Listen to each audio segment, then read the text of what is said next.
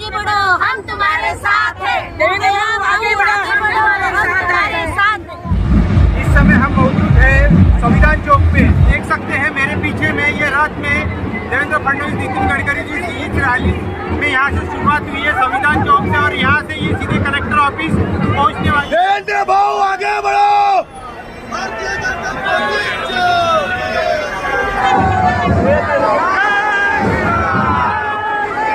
इस समय हम मौजूद हैं संविधान चौक पे।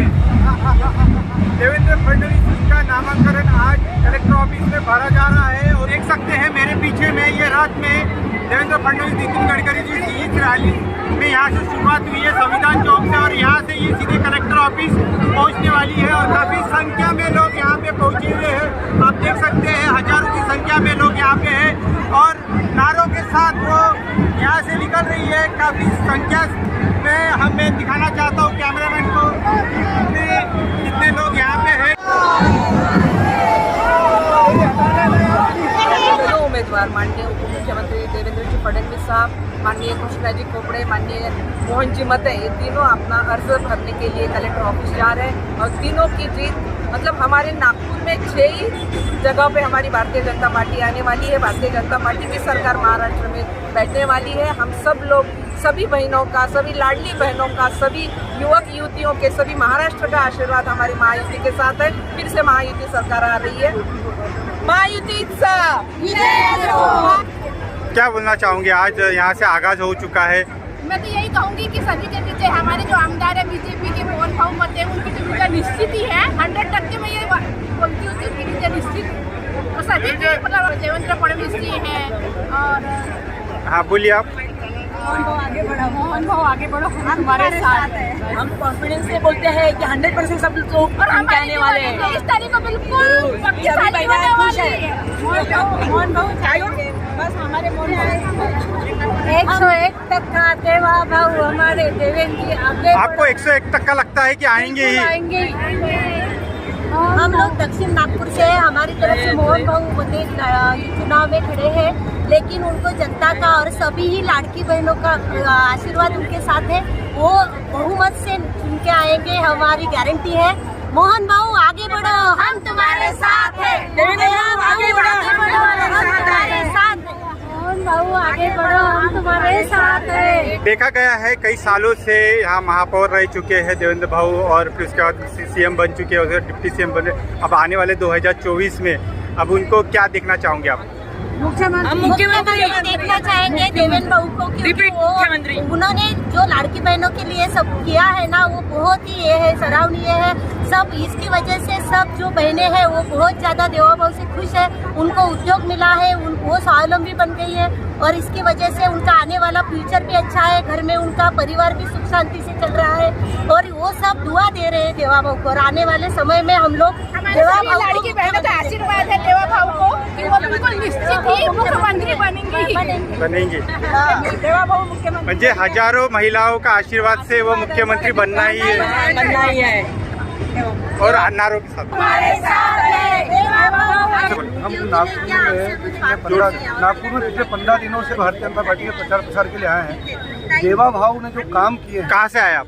हम इंदौर से आए हैं। मैं भारतीय जनता युवा मोर्चा इंदौर जिले का अध्यक्ष हूँ, और हम लोग पिछले 15 दिनों से इस नागपुर के अंदर देख रहे हैं, नागपुर के अंदर को समझ रहे हैं। लगातार देवा भाऊ ने इतने काम किए हैं कि एक छोटी विधानसभा में जो काम होता है, यहाँ उन्हें प्रभात के अंदर काम किए, करोड़ों रुपए के काम किए। और इसके साथ ही भारतीय जनता पार्टी का जो एक मोटिव होता है सभी को साथ लेकर चलने का, तो बाबा साहब अम्बेडकर के जो पंच तीर्थ हैं, उन पंच तीर्थों को जीवित रखने का, उन पंच तीर्थों को सजाने का, उन पंच तीर्थों को बनाने का काम जो किया है वो भारतीय जनता पार्टी ने किया। चाहे नागपुर के अंदर हो, चाहे महू के अंदर बाबा साहब अम्बेडकर की जन्मस्थली हो, तो सभी को साथ में लेकर चलने का जो काम भारतीय जनता पार्टी करती है, उसके कारण आज देखिए कि संविधान चौक से ही जो फॉर्म भरने का शुरुआत किया है, बाबा साहब को माल्यार्पण करने के बाद में किया है। गया आज यहाँ से आगाज हो चुका है संविधान चौक से। अभी यहाँ से ये रैली कलेक्टर ऑफिस पहुँच रही है और अपना नामांकन का पर्चा भर रही है। क्या बोलना चाहूँ? मैं आपकी बात से सहमत नहीं हूँ कि आगाज आज हुआ है।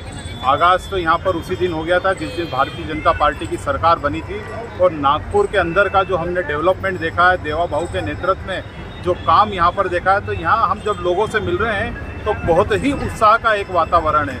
हमारी बहनों के लिए जो एक लाड़की बहना कर यहाँ पर योजना सरकार ने चलाई है, उसके लिए बहनों में बहुत उत्साह है। और अब की बार मुझे ऐसा लगता है कि यहाँ पर जो रिजल्ट आने वाला है बहुत अप्रत्याशित होगा। और चुनाव तो लग ही नहीं रहा है, एक तरफा आंधी दिख रही है यहाँ भारतीय जनता पार्टी की।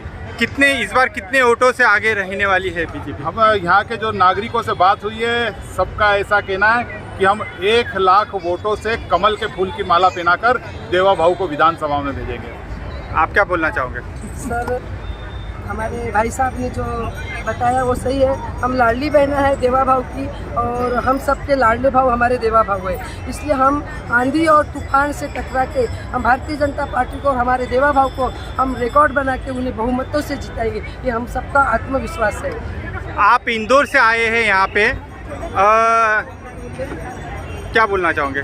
हम इंदौर से यहाँ हमारे यशस्वी नेता श्री कैलाश विजयवर्गीय जी के नेतृत्व में पिछले 20 दिनों से हैं। और हम यहाँ पर सिर्फ इस चुनाव के लिए नहीं आए, क्योंकि हमने भारत को विश्व में बदलते हुए देखा है। भारत का नेतृत्व आज जो पूरा विश्व स्वीकार रहा है, हमने वो देखा। हमने नरेंद्र मोदी जी के नेतृत्व में देश की सीमाओं को सुरक्षा होते हुए देखा है, और हम सबके आराध्य भगवान श्री राम के भव्य मंदिर को बनते हुए देखा है। हमने कहा था भारतीय जनता पार्टी ने कि देश की तरफ आंख उठाने वालों को घर में घुस के मारेंगे, तो ये वही भारतीय जनता पार्टी की सरकार है।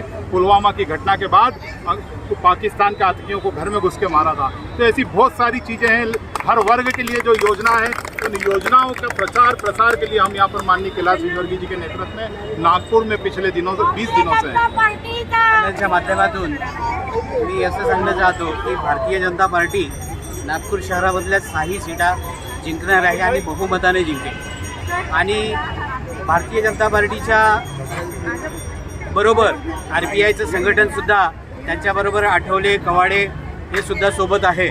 आणि भारतीय जनता पार्टीने या देशामध्ये आंबेडकरी विचारांच्या लोकांसाठी जे काम करत आहे आणि करते आहे, त्यामध्ये प्रामुख्याने दीक्षाभूमी ही या गटामध्ये आणणारी अगर कोणती सरकार असेल, 70 वर्ष ज्या सरकारने काम केलं, या देशात राज केलं, त्यांनी कधीही दीक्षाभूमीला डेव्हलप करायचा विचार केला नाही।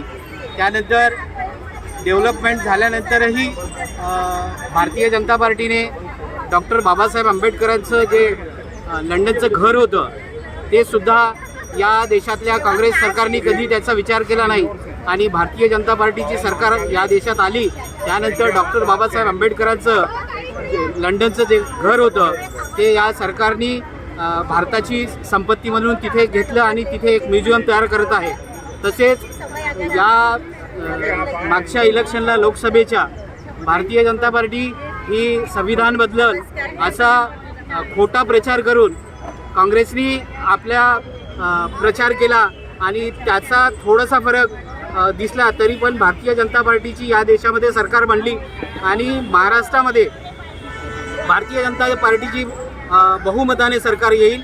आणि आमच्या नागपूर शहराची गोष्ट असेल तर नागपूर शहरामध्ये ज्या 6 सीट आहेत, त्या 6 सीटा बहुमताने आम्ही जिंकणार आहोत, एवढंच मला सांगायचं। भारतीय जनता पार्टीचा